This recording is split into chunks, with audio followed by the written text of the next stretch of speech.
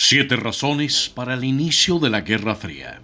El 30 de abril de 1945, Adolf Hitler supuestamente acabó con su vida en las ruinas de Berlín. 6 días después, Alemania se rindió, provocando la derrota final del Reich que, según él, duraría 1000 años. El mundo había cambiado para siempre. Alemania había sido completamente derrotada. Francia había perdido su estatus de gran potencia y Gran Bretaña, casi arruinada por la Segunda Guerra, apenas se aferraba al suyo.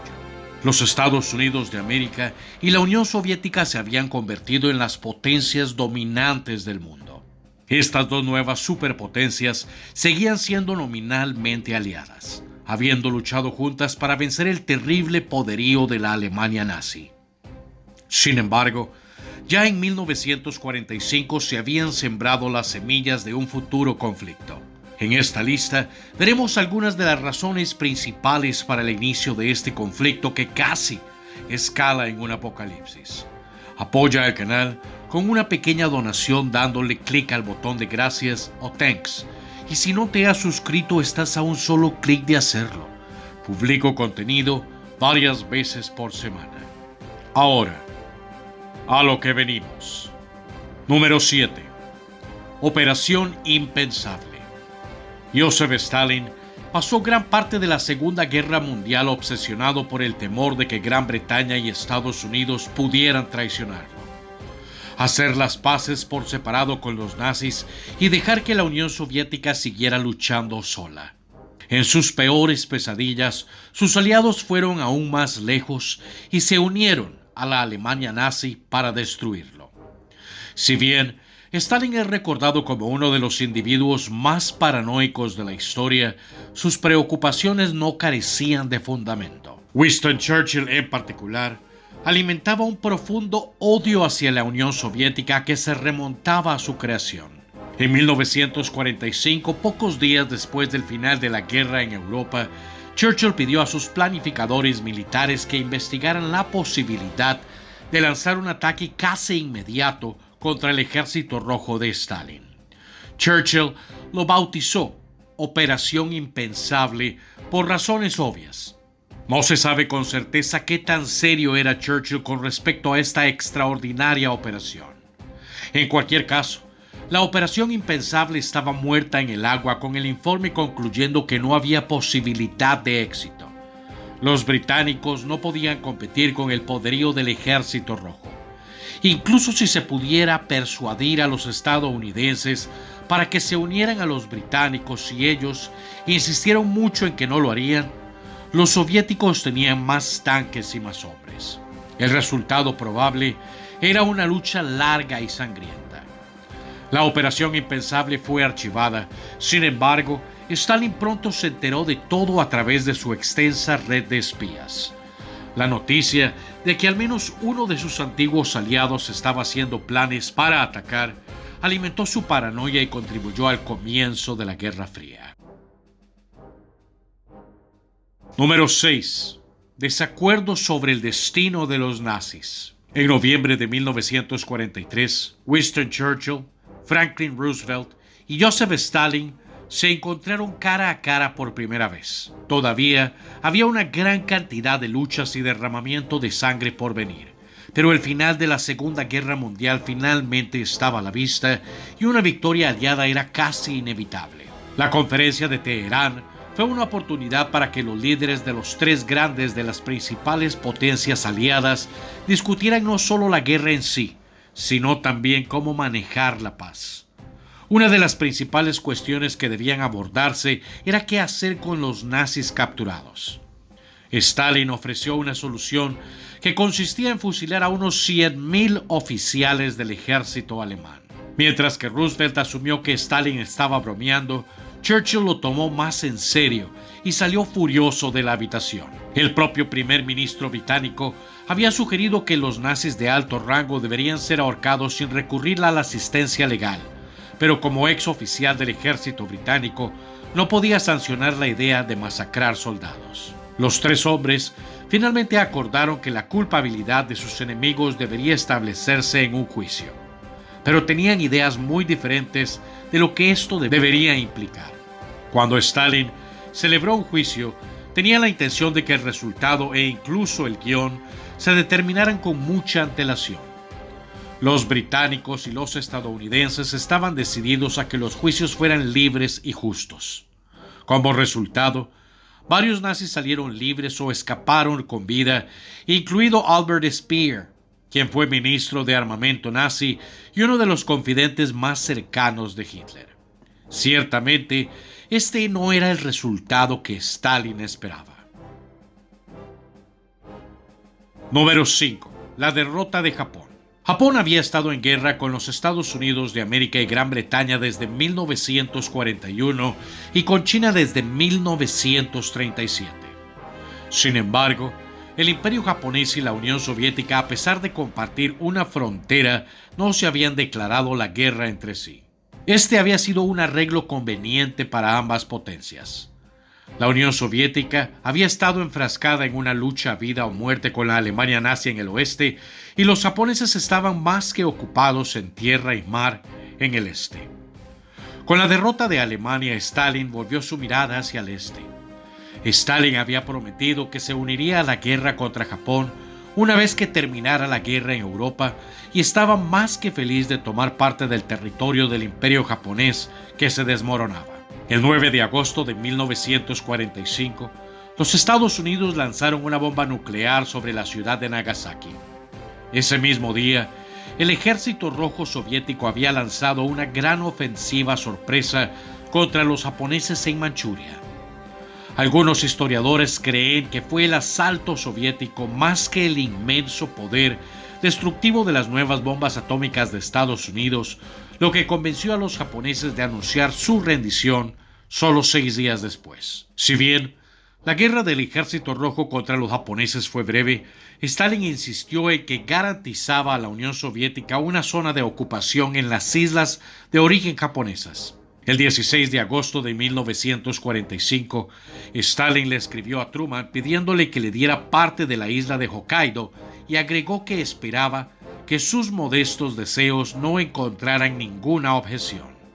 Roosevelt, tal vez, podría haber estado dispuesto a aceptar la sugerencia. Truman sospechaba mucho más de los soviéticos y rechazó la solicitud.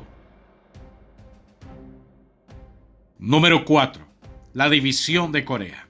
El anuncio japonés de su intención de rendirse no provocó un cese inmediato de las hostilidades. Stalin hizo avanzar a sus ejércitos, decidido a apoderarse del territorio del este mientras las cosas iban bien.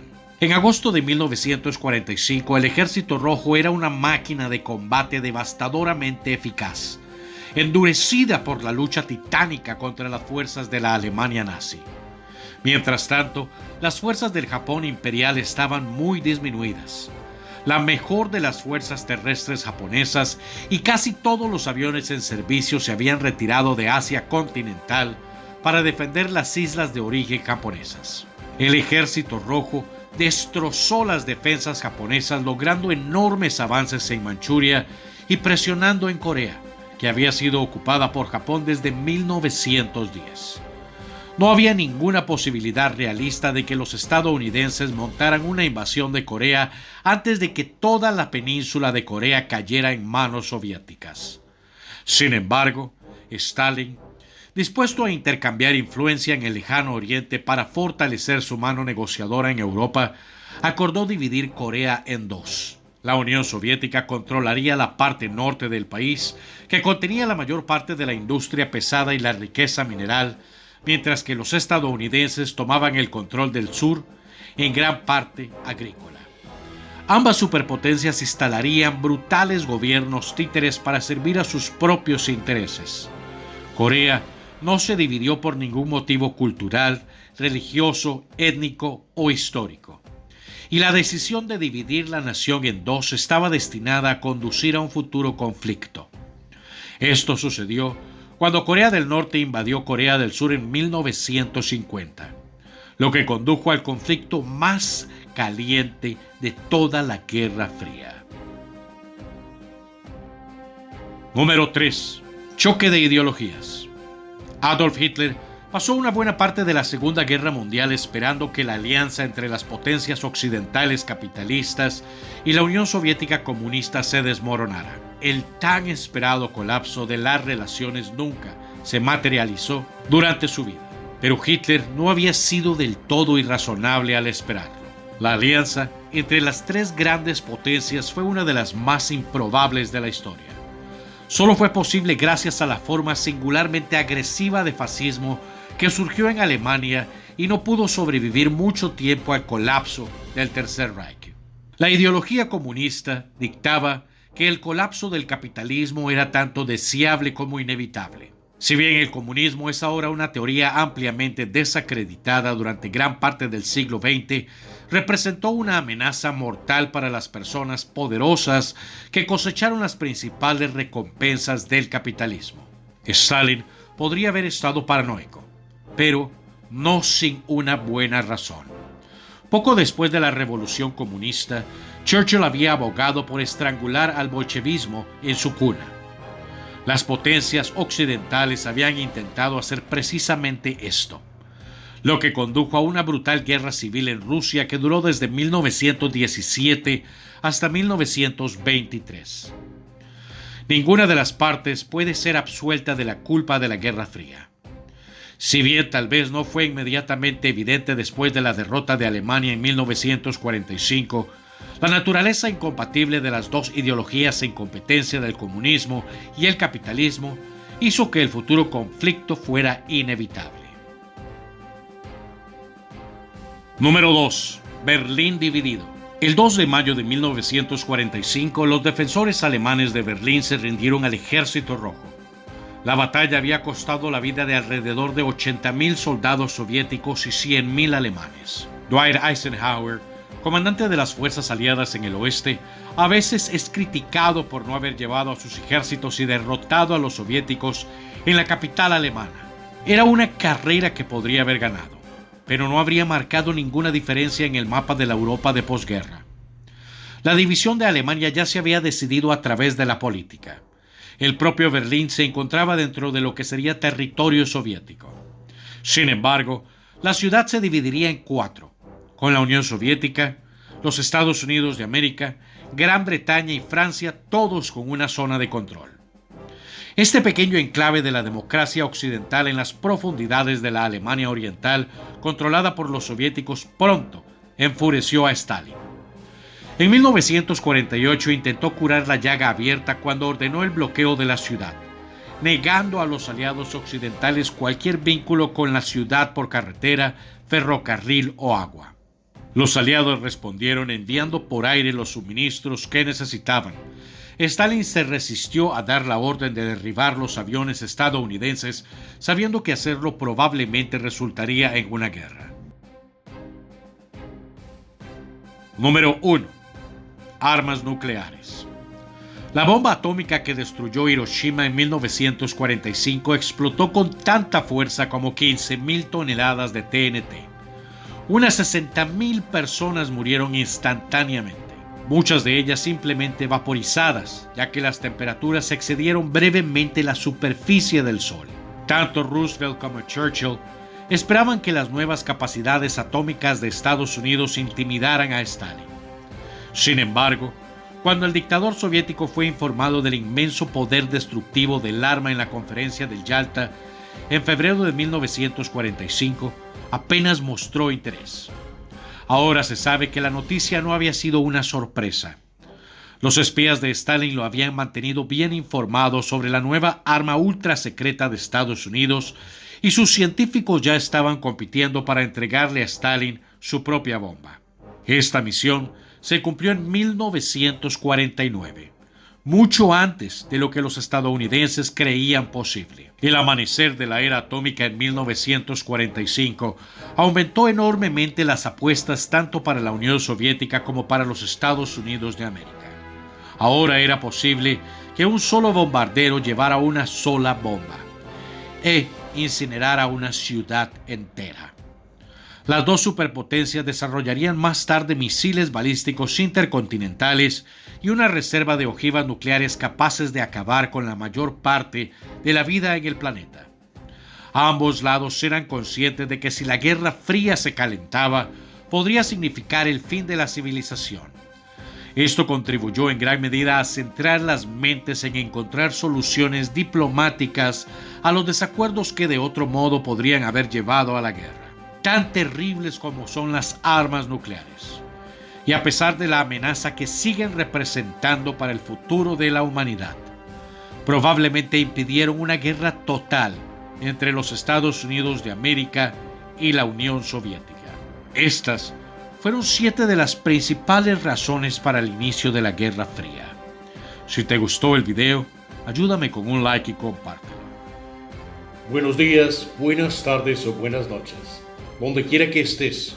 Y como siempre, hasta la próxima y saludos aquí, desde Costa Rica. Pura vida, mis hermanos.